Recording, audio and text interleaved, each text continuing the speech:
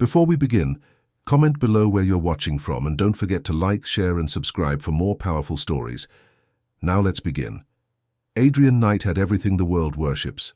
Wealth that could silence entire governments, influence that drip-fed power across oceans, and a name carved into skylines through his global tech empire.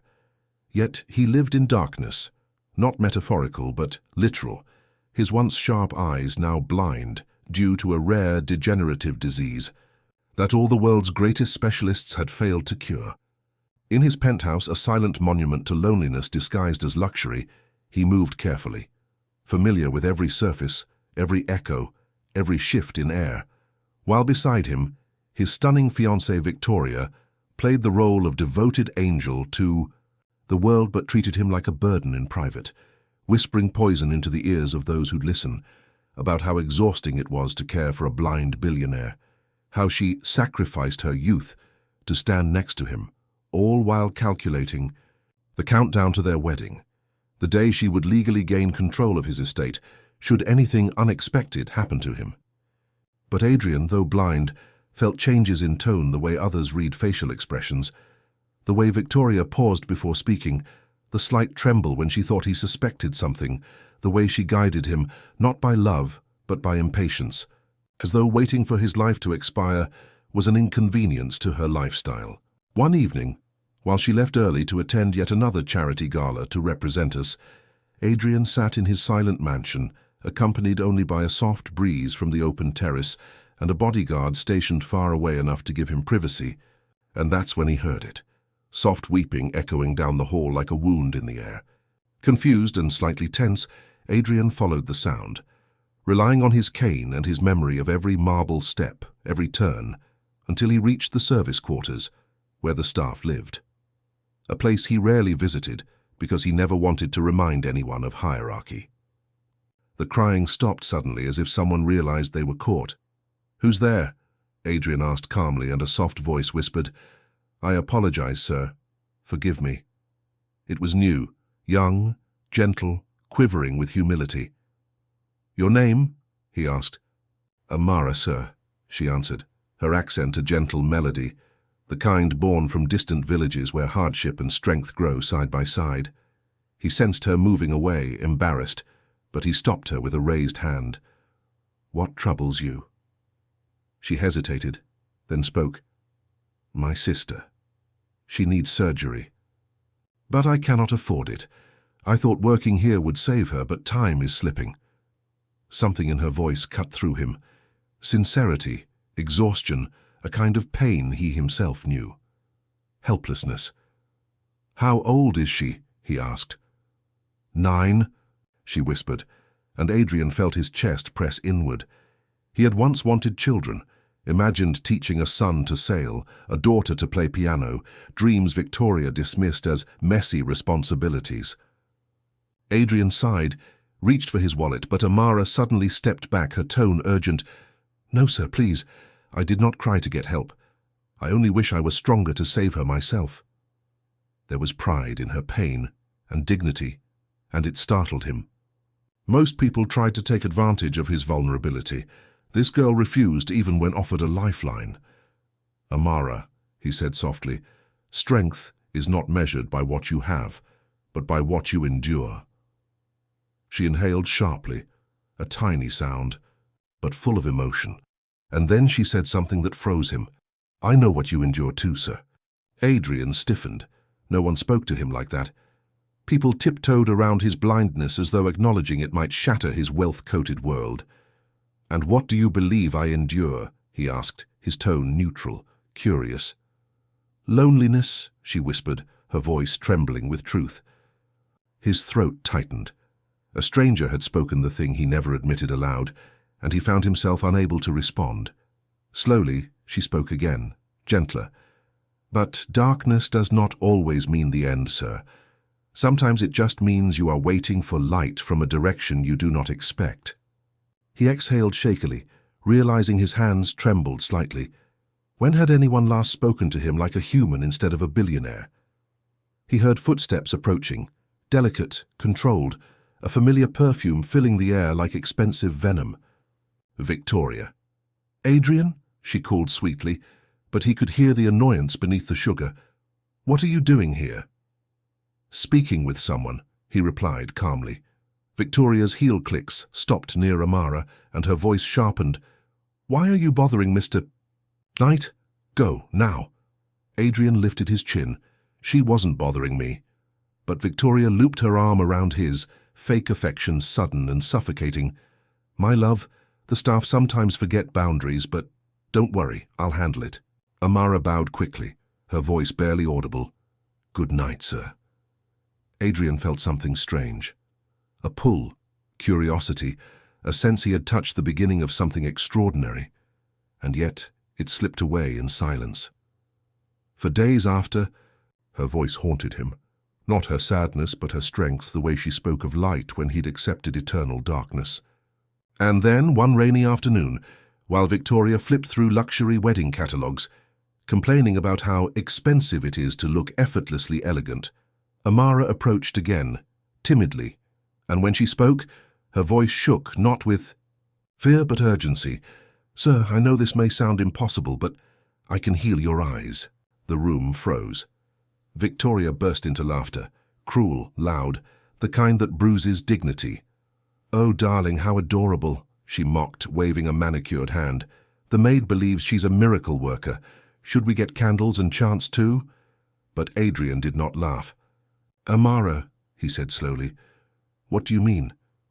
Amara's breath trembled, but her voice didn't falter. "My grandmother was a healer.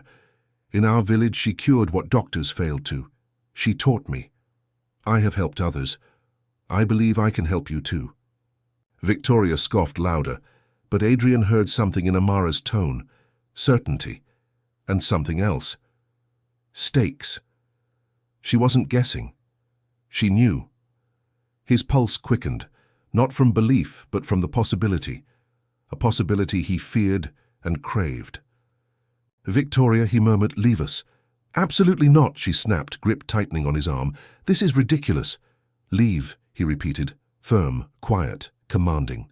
She spun away in fury, heels cracking like whips across marble, and when she was gone, silence hovered like breath held between two souls.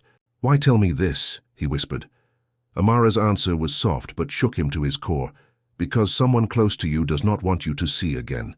And if they succeed, you may lose more than your sight." His heart dropped. "Who?" he demanded. But she only whispered, "You already know." Adrian's blood froze. The truth hovered, dark and dangerous.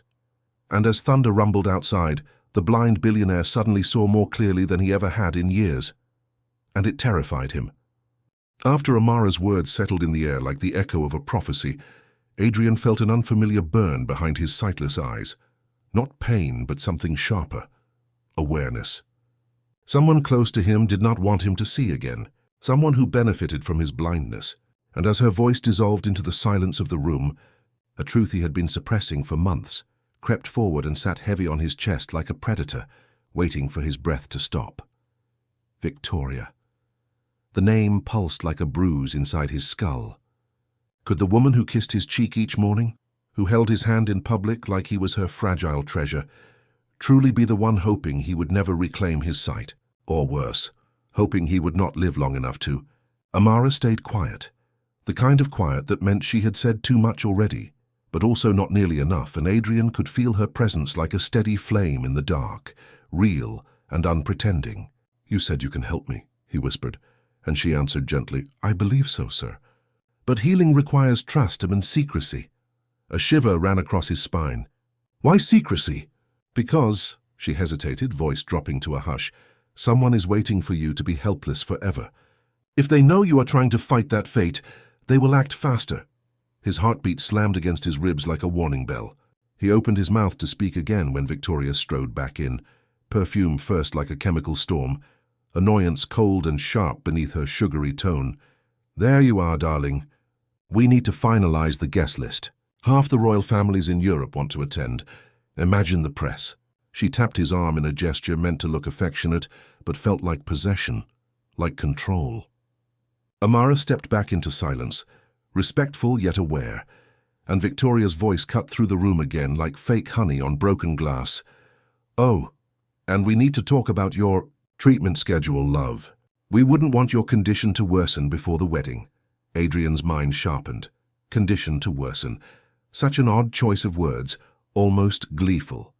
He felt the cold fingertips of truth trace the edges of his thoughts. She didn't just accept his blindness, she depended on it. That night, after Victoria pretended to fall asleep beside him, breathing too evenly, too perfectly, Adrian lay awake, listening to the soft ticking of his watch, the distant hum of city lights, the weight of secrets pressing against the walls. Eventually he rose quietly, sliding out of bed and moving through the penthouse by muscle memory and intuition. He found Amara again in the staff quarters, sitting cross-legged on the floor with a small candle glowing beside her and a woven pouch in her hand. She gasped softly when she sensed him and immediately tried to stand. But he raised a hand. "No, stay, please." He sat across from her, feeling the warmth of the candle touch his skin, the air thick with something wholly ancient and unspoiled. "Tell me what you plan to do," he asked. Amara swallowed softly, then opened the pouch, releasing the scent of herbs, earth, rain, and memories older than medicine textbooks. "My grandmother called vision the window of the soul, and the soul needs tending before the eyes can open again." She spoke like someone who had walked through suffering and came out holding something sacred, something powerful. "You will drink a mixture for 7 nights," she continued, "and I will apply healing roots around your temples and eyes. It will not hurt, but it will reveal truth." That word, truth, felt heavier than sight. "And what if it doesn't work?" he asked. She answered without hesitation, "Then you will still gain clarity even without seeing. Sometimes God does not restore what we lost. He reveals what we missed." A tiny crack opened in his chest. Faith, the thing he let die the day doctors told him darkness would be permanent. He nodded slowly, trusting her more than he trusted his fiancée, his friends, his doctors, his world. The first night, Amara guided him gently, her touch respectful, grounding. Her fingers moved with ancient knowledge, not trembling the way someone faking belief might. When she pressed the warm herbal mixture to his temples, a strange sensation flowed through him, like warmth spreading through ice, like forgotten light brushing against the edges of long, silent nerves. As she worked, she whispered prayers in a language he could not place, soft and melodic, each syllable like a thread stitching together pieces of him he didn't know were torn. When she finished, she sat quietly, letting the candle burn low. Adrian felt different. Not sighted, not suddenly healed, but awakened, like his body remembered something his mind forgot. Over the next days, things changed subtly in the penthouse, or rather, Adrian began noticing things he had been blind to long before his eyes failed. Victoria no longer masked her irritation when she thought he wasn't facing her. She laughed too loudly at his most vulnerable moments. She whispered phone calls late at night, whispering numbers, lawyers, arrangements, and each time, Amara appeared nearby like silent protection, never intruding, simply witnessing what the world pretended not to see. One afternoon, after another quiet healing session, Adrian sat on his terrace as wind kissed his face, and he asked softly, "Amara, why help me? You owe me nothing." She hesitated, then whispered, "In my village there was a boy who lost his sight. Everyone said it was fate. My grandmother did everything, and he could see again. That day he told me the most dangerous blindness is not in the eyes but in the heart. You do not deserve to live surrounded by people who hope you never see." Emotion pressed against Adrian's throat. Gratitude, fear, vulnerability, something unnameable. "And there is another reason," she added quietly. "I see your soul clearly, but healing brings not just light, it provokes darkness." Victoria soon noticed changes. The way he listened more sharply, asked questions more pointedly, sensed her footsteps before she entered, sensed her intentions like shadows moving behind him, and her panic cracked through her perfect facade. One evening she entered the room during a healing ritual, Adrian sitting still, eyes bandaged gently with herbal cloth, Amara kneeling beside him whispering ancient prayer. "What in God's name is going on?" Victoria shrieked, voice cracking with shock and, yes, fear. Adrian exhaled slowly. "I am healing," he said. "You healing?" She laughed, but her voice shook. "From her?" "Yes," he replied. She went silent, the silence of someone calculating, measuring, losing control. "If this works," she whispered, realizing something terrifying. A seeing Adrian could see through her. It won't. She recovered quickly, her voice tightening. And even if it did, she has no place here. She is staff. Do not degrade yourself with superstition. But Adrian tilted his head, sensing every fracture in her tone, every flinch she failed to hide. You sound afraid, Victoria. Her breath hitched, not the sound of offense, but the sound of guilt. She stormed out before words could betray her more. That night, Adrian sat alone, feeling his world rearrange itself like a puzzle he finally understood. He did not sleep. Instead, he felt electrical charges across his optic nerves, faint sparks of sensation, as if eyes long dead remembered the concept of sight. And with each pulse came realization. He was not losing Victoria. He had never possessed love from her in the first place. She had only ever loved the version of him who could not see her true self. The following morning, Amara met him again, this time with urgency, breathing hard as if she had run, her voice low and trembling with warning. Sir, she is planning something. I overheard her speaking with someone. They spoke of doctors, of sedatives, of making peace with the inevitable. Adrian's blood turned to ice. She planned to take his life, gently, clinically, legally, wrapped in sympathy and deception. And she wanted the world to mourn her as the grieving widow of the blind billionaire who faded peacefully. Adrian clenched his jaw, trembling, not from fear, but from awakening fury. Then we move faster, he whispered. No, Amara said firmly, surprising him with the steel in her voice. We move smarter. When light returns, truth will expose darkness. He felt tears gather, not of sadness but of faith cracking open again. And then she said something that sent electricity through his soul. Tonight, your vision will test its first dawn. Thunder rumbled outside like the world itself was listening, and Adrian felt destiny crawl up his spine like heat rising after long winter. He whispered, voice shaking with hope, dread and power colliding inside him. And what if I am not ready to see? Amara's answer was gentle but fearless. Sir, the world has never been ready for a man who returns from darkness with his eyes open. That night arrived like a held breath, heavy with destiny and danger, the air thick as if the very world was leaning forward to witness what would unfold behind the penthouse walls. Adrian sat still in his room while rain whispered against glass, his fingers tightening around the smooth arms of the chair, aware that every second carried him closer to truth, and closer to confrontation. Amara stood behind him, voice steady though her pulse raced with ancient faith and modern fear, whispering prayers in languages time hadn't dared erase. Her hands moved with grace, applying the final round of herbal mixture around his eyes, binding them gently in cloth soaked with earthy warmth and hope. The storm outside deepened, lightning flashing through his darkness like distant memory, and thunder rolled slow and ominous, like an ancient drumbeat calling forth revelation. Amara paused. Breath trembling, then spoke softly. Tonight you will see light again. It may be faint or it may flood rapidly, but do not open your eyes until I say so. Sight is fragile at birth. Adrian nodded, heartbeat hammering like a war drum. And Victoria? He whispered because truth could not wait. She moves like a shadow ready to strike, Amara murmured. She has called someone, a private doctor. They arrive at dawn. She plans to end your life while the world sleeps and mourn elegantly by morning. Cold terror crawled up his spine, not fear of death itself, but fear of dying in the hands of betrayal. The woman he once imagined building a life with now waited like a serpent coiled in silk, and the moment he regained sight would be the moment she lost her power. Hours passed. The mansion slept, or pretended to. Adrian breathed slowly, deeply, feeling nerves in his eyes tingle, faint sparks like fireflies in darkness. Amara knelt beside him, whispering prayers into the air like threads stitching reality together. At midnight, soft footsteps echoed down the hallway, delicate, luxurious, predatory, Victoria, even blind. Adrian sensed her, cold perfume, controlled breaths, the click of heels designed to be heard, to remind the world she walked above it. Darling, she called sweetly, but sweetness could not hide hunger. Awake? Adrian did not answer.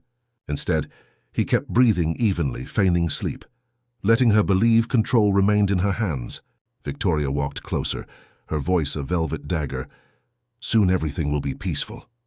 You won't have to struggle. I'll take care of everything. A soft laugh escaped her, brittle, victorious, poisoned. And when you're gone, I'll carry your legacy. I will be remembered as the grieving angel who never left your side. She leaned close, breath drifting across his cheek like a ghost. No one will ever know the truth. She left quietly. The door shutting behind her with a whisper of finality, the last act of a woman certain of triumph. When morning crept near, pale whispers of dawn hidden behind clouds, Amara placed her hands gently on his shoulders. "It is time," she murmured. Adrian inhaled, steadying his trembling soul. "Remove the cloth." Her fingers delicately unwrapped the bandage, each layer peeling like the shedding of an old life. When the final cloth fell away, he kept his eyelids closed, breath shaking. "Now," she whispered, voice trembling with hope and faith intertwined. "Slowly, open your eyes." Adrian exhaled, then lifted heavy eyelids, and at first there was only haze, light bleeding through like dawn entering a forgotten cave. Then shapes soft at the edges, shadows, movement, and finally color. Dim but real, blurred but alive. The world wasn't sharp, but it existed, and that alone felt like rebirth. Tears streamed down his face as he blinked, adjusting, fighting panic and wonder in the same breath. I see. Light," he whispered. Amara covered her mouth, tears in her eyes, whispering gratitude to ancestors, to God, to fate. "You are seeing again," she breathed. Little by little, vision returns. The world was still fogged, like a dream wrapped in mist, but for the first time in years, he could see motion, outlines, the concept of shapes, and a face kneeling before him, blurred but gentle, glowing with sincerity instead of greed. But just as hope bloomed, danger entered. The door burst open. Victoria stormed in, eyes wild behind mascara and rage, the private doctor trailing nervously behind her with a briefcase heavy with drugs and death. "What are you doing?" she shrieked at Amara. "Get away from him." Adrian lifted his gaze toward her, not fully clear, but clear enough to see the shape of lies in human form. Victoria froze, noticing his posture, noticing the turn of his head, the subtle focus in his gaze. "Adrian?" she whispered, dread twisting her voice. What have you done?" He slowly stood, gripping the chair for balance, eyes locked vaguely in her direction. "Tell me, Victoria," he said softly but dangerously, "were you ever going to love me? Or were you simply waiting for me to die beautifully?" Her face twisted, then smoothed in seconds as she forced a trembling smile. "Darling, you're confused. I would never—" "Stop." One word, but it cut sharper than a blade. "I heard you. I felt you. I saw without seeing. You never loved me. Only the power blindness gave you over me." Victoria turned pale, then furious, voice cracking. "I deserved this life. I earned this future. You think anyone ever loved me for me? I played the game better than anyone else. You were supposed to stay blind." Her voice, raw and venomous, echoed through the room. "And if the doctors couldn't fix you, why should you live in this state? I was doing you a kindness." Adrian's jaw clenched, the cruelty disguised as care, the entitlement dripping like acid. "You were killing me." She didn't deny it. Her silence was confession. The doctor began backing up, realizing he had become accomplice to a monster. Amara stepped between Adrian and Victoria, small, humble, fearless. Victoria laughed cruelly. "Oh, look, the saintly maid trying to play hero." But her voice shook. She had already lost, she knew it, she felt it. Control slipping like sand through betrayal-stained fingers. "Leave now," Adrian said coldly, "before security escorts you. All accounts frozen. All access cut. You will leave with nothing earned by deception." For the first time, Victoria truly broke. A scream, primal and ugly, not of pain, but of power shattering. "You can't do this to me. I built this life too. I deserve—" "You deserve the truth you feared most," Adrian said quietly. "You were never the prize. You were always the lesson." Security entered, drawn by alarmed staff, and Victoria was escorted out, kicking, screaming, sobbing.